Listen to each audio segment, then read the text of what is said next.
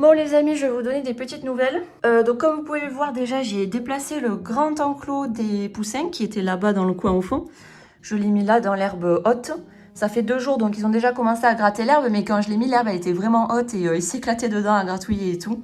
Donc ils ont encore du boulot à faire puisque j'ai décidé que jusqu'à ce que jusqu'à ce que ça soit incontrôlable on va dire, je vais essayer de les faire jardiner, donc de les faire tondre la pelouse eux-mêmes sans avoir à passer à tondeuse. Alors bien sûr, si l'herbe commence à devenir très haute et que ils n'arrivent pas à aller suffisamment vite pour piétiner la pelouse et la raser en fait avant qu'elle pousse, dans ce cas, il faudra passer un petit coup de tondeuse. Mais je me suis dit, vas-y, ça me dérange pas de laisser un peu d'herbe haute dans le jardin et comme ça ils vont s'éclater et ça sera mes petits jardiniers. Donc je fais pareil pour les cailles. Les cailles là-bas, elles ont été déplacées et du coup là, vous voyez, elles attendent d'être ouvertes. Donc je vais aller ouvrir à tout le monde, je vais juste vous montrer les poussins parce que c'est rigolo, dès que j'ouvre ils se jettent dans le grand enclos là. Donc je vais vous montrer ça et après on va discuter parce que j'ai plein de choses à vous dire.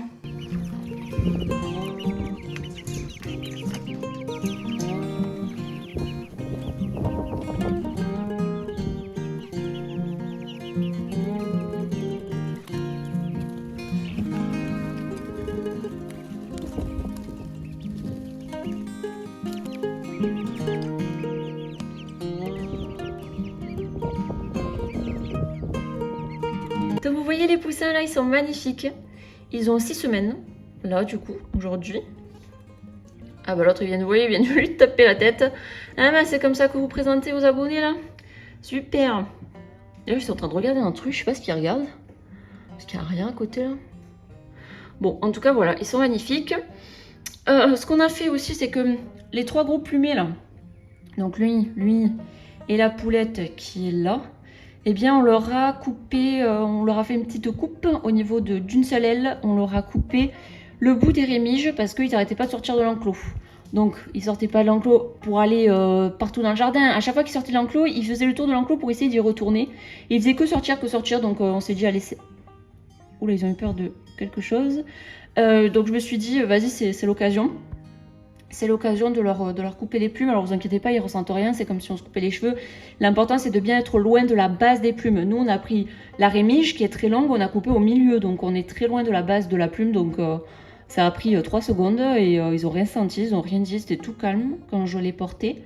Et voilà, donc du coup ils ont une aile un peu bizarre, enfin un peu moche parce qu'elle est un peu plus courte au niveau des plumes que l'autre. Mais depuis, bah, ils s'envolent, ils arrivent quand même un peu à s'envoler, mais moins en fait, ils arrivent à voler autant que les soies maintenant, ils n'arrivent pas à voler mieux que les soies. Voilà, donc là vous voyez, mon conjoint leur a fait une espèce de perchoir, du coup, avec une chute de grillage là. Et écoutez, ça fait 4 jours que je crois qu'il y a le perchoir. Il s'en fichait, jusqu'à présent il s'en fichait. Je sors le téléphone. C'est la seule fois que je sors le téléphone là depuis une semaine et ils vont sur le perchoir. Non mais je vous jure, non, ils sont pas des bons élèves comme ça d'habitude. Hein. D'habitude ils s'en foutent du perchoir, ils y vont pas. Mais on leur a mis quand même si ça leur fait plaisir. Donc voilà, voilà. Et du coup désolée si je vais pas dehors pour les filmer de plus près, je vais vous expliquer pourquoi à la fin de la vidéo. Voilà, parce que c'est plus une anecdote personnelle, on va dire. Et donc, je vais laisser juste les abonnés fidèles qui regardent toute la vidéo écouter ça parce que ça va pas intéresser les personnes qui sont là juste pour les putes. Du coup, ici, nous avons les kaito. Alors, attendez que je les espionne un peu. Bonjour les petits. Donc, du coup, les kaito qui avaient eu leur problème de... Attendez, je vais les ouvrir. Qui avaient leurs problèmes de mobilité. Donc, je vous avais fait des vidéos là-dessus. Hein, je vous avais expliqué et tout. Donc là, ça va être l'occasion de vous donner des news. Donc, vous voyez qu'ils ont encore la poudre dans l'eau. C'est pour ça que l'eau, elle est un peu jaune. Et bien, écoutez, ils vont mieux. Ils vont bien. Donc là, vous voyez, il y en a 25. Ils commencent à être bien beaux. Ils commencent à avoir les plumes sur la tête. Ils sont magnifiques. Ils ont 3 semaines, là, du coup. Et au niveau de leurs pieds, ça va beaucoup mieux. Alors, il y en a toujours qui sont un peu chancelants. Ils ont on va dire, les séquelles de ça. Mais il n'y en a aucun qui rampe. Et celui qui rampait dans la dernière vidéo, là où je me disais, oh non, il y en a encore un qui rampait tout, en fait, il a arrêté. Et il s'est redressé et il n'y a pas eu de problème, quoi. Il n'a pas fait la luxation et tous les problèmes que j'avais eu avec les autres. Donc, ça veut dire qu'au total, j'en ai perdu 4, hein, je crois. 4 kaito de la luxation, là. Et du problème de locomotion et du fait de ramper. Alors voilà, du coup je sais pas, est-ce que c'était génétique, est-ce que c'était un problème de manque, un problème de dégradation des vitamines dans la nourriture, je ne sais pas du tout. En tout cas ce qui est sûr c'est que pour les prochaines éclosions, par précaution, je ferai une petite cure de cette poudre jaune là qui contient toutes les vitamines que je vous avais présentées dans la vidéo de la locomotion, des problèmes de locomoteur des kaito. Du coup, je vous la mets dans le i au cas où vous voulez retrouver la référence de la poudre vitaminée. Et voilà. Voilà. Qu'est-ce que je peux vous dire de plus? Je pense qu'aujourd'hui, je vais les passer dehors. Soit ce sera aujourd'hui, soit ça sera demain. Il faut que je regarde un peu plus en détail la météo. Dans tous les cas, vous allez les voir sortir dehors dans cette vidéo. Si c'est pas aujourd'hui, si c'est demain pour moi, je ferai la magie du cut et du montage qui fait que pour vous, ça sera tout de suite. Et donc pour eux, on a refait exactement comme en fait les enclos comme ça, des cailles adultes avec une petite porte au bout. Est-ce qu'on voit mieux? On voit mieux là, vous voyez, donc l'enclos comme ça avec une petite porte. Comme ça, eux aussi, ils pourront aller dehors dans un enclos métallique noir pour se promener pendant leur croissance, même si je vous avais dit qu'ils étaient destinés à la consommation pour la plupart, surtout ceux qui sont un peu chancelants, qui ont une démarche bizarre, qui sont chétifs, qui sont plus petits que les autres.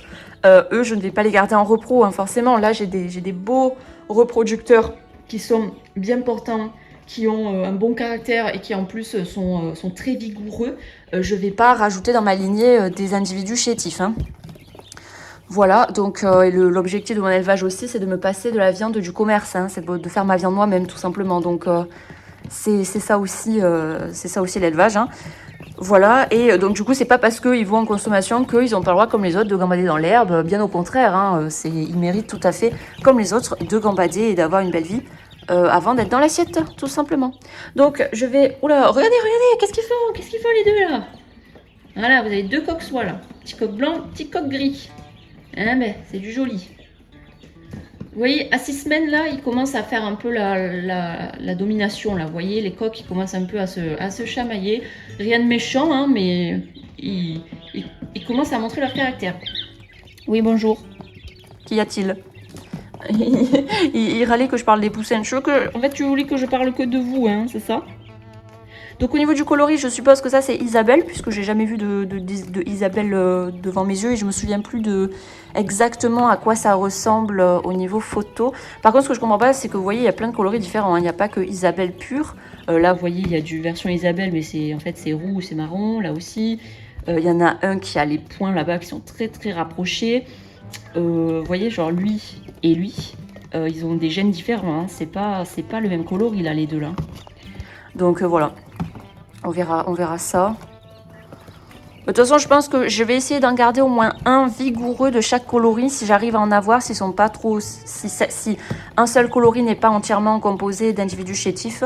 Voilà. D'ailleurs, la litière est crado parce que vu que je vais les sortir dehors, et bien hier soir j'avais juste nettoyé vite fait, j'avais pas nettoyé en profondeur puisque je savais qu'ils allaient sortir dehors dans l'herbe. Voilà. Mais j'aime trop quand ils ont la moitié de la tête avec les couleurs là, ils vont être mignons. Ils vont être mignons comme tout, ils vont être tout beaux. Voilà, et sinon moi dans 3 jours j'ai de l'éclosion de poussins, de la vidéo des 17 races. J'arrête pas de vous en parler mais vous n'avez pas encore la vidéo parce que comme je vous ai dit, moi j'attends qu'il y ait les 21 jours pour sortir la vidéo, comme ça vous avez tout. Je vous fais pas poireauter avec des vidéos compte-gouttes là-dessus, donc j'attends. Mais là pour l'instant les pronostics sont plutôt bons au niveau de l'envoi. Bonjour, puisque... là je suis à, je sais plus, là on est en phase finale et sur ma commande là on est à 58% de fécondité, quelque chose comme ça, 58% de réussite, voilà, le nombre que j'ai commandé versus le nombre d'œufs qui sont à plat prêts à éclore, ça fait 58% de ma commande. Voilà, vous avez un petit spoil, ce qui est mieux que la commande que j'avais faite précédemment d'œufs de poule qui était un peu catastrophique. Voilà, c'est mieux, c'est pas exceptionnel, mais c'est parce que c'est des œufs qui ont été envoyés, donc forcément le transport ça détruit pas mal de fécondité et tout. Donc voilà, moi je suis contente, donc j'ai hâte de vous sortir cette vidéo là. Du coup, on se retrouve pour les kaito dehors. Donc soit c'est demain, soit c'est tout à l'heure, mais vous l'avez tout de suite. Et après ça, je vais vous parler d'un problème que j'ai là, donc le problème personnel que j'ai. Et que du coup je le mettrai en fin de vidéo pour juste les abonnés que ça intéresse quoi, qui veulent pas, pour pas gêner les personnes qui ne veulent voir que des trucs d'élevage et voilà. Coucou les pioutou. Bon, du coup vu qu'il y a eu du vent, j'ai repoussé leur sortie de 2 jours.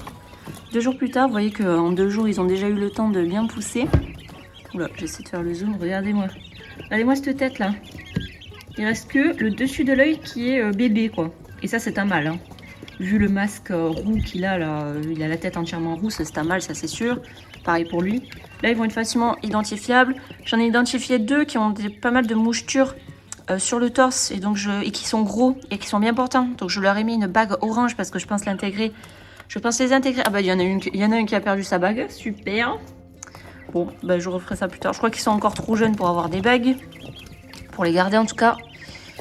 Et oui, donc du coup j'en ai identifié 2 qui sont gros et ce sont des femelles. Donc je les intégrerai très certainement les bagues de repos. Donc là je vais enfin les sortir maintenant qu'ils ventent un peu moins. Et puis là ça y est, ils commencent à avoir la tête plumée. Ils ont 3 semaines. Là ils ont 3 semaines et demie. C'est bon, il est temps. Hein. Dehors il fait super bon, c'est juste qu'il y a un peu de vent quoi. Mais je les mets sur le côté de la maison où ils seront abrités du vent quand même.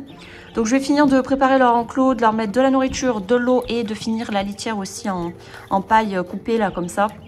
Et ensuite je vais les mettre et j'essaierai de vous filmer quand je les mets dans leur enclos extérieur. Donc les putes ont passé de ça à ça. Bon désolé, il y a du bruit. Je vais peut-être enlever le son après. Donc je vais essayer de vous filmer comme je peux le fait de les mettre. Et voilà. Donc je vais passer par là.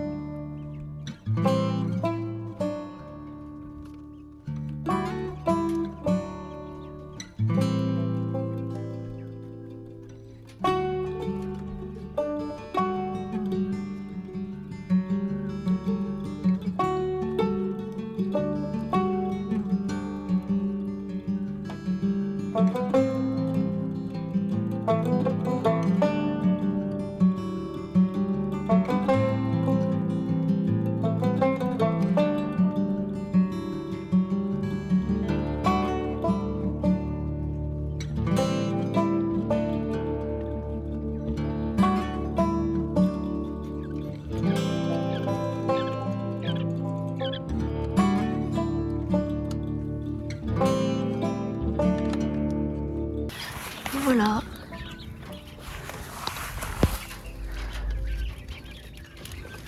Donc ils sortiront plus tard. Là vous voyez qu'il y a une porte de sortie pour mettre un enclos dans l'herbe. Pour l'instant ils sont un peu trop jeunes. Mais c'est pour bientôt.